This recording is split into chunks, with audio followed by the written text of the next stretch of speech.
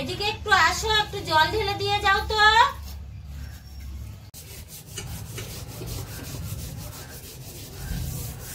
ঠিক আছে, আসছি।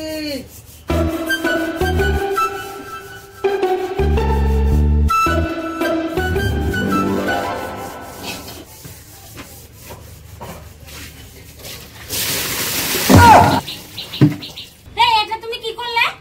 কেন, তুমি তো বললে জল ঢালতে। তোমাকে আমার গায়ে জল ঢালতে বলেছি? আমার হাতে এটো, তাই তোমার হাতে জল ঢালতে বলেছি। আর সকালবেলা আমাকে চান করিয়ে দিল। যাও ওখান থেকে।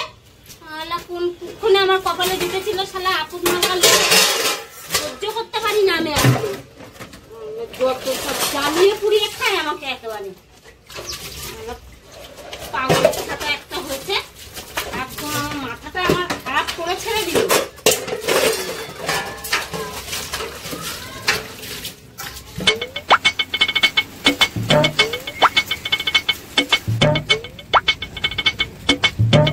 বৃষ্টির মধ্যে কোথায় বেড়ালি?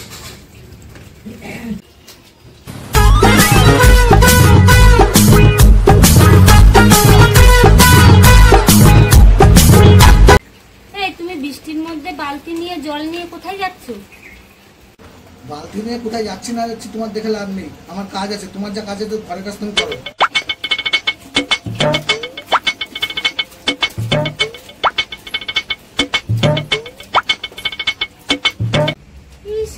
বৃষ্টির মধ্যে জল আর বালতি নিয়ে কোথায় গেল দেখি তো।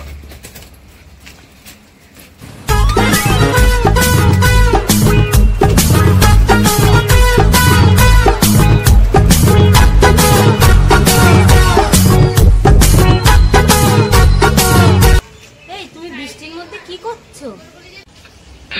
হ্যালো।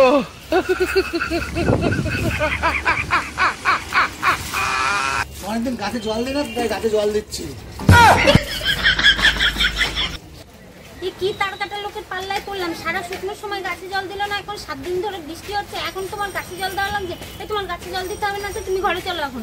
যত সব আমার বুদ্ধি যত জানি।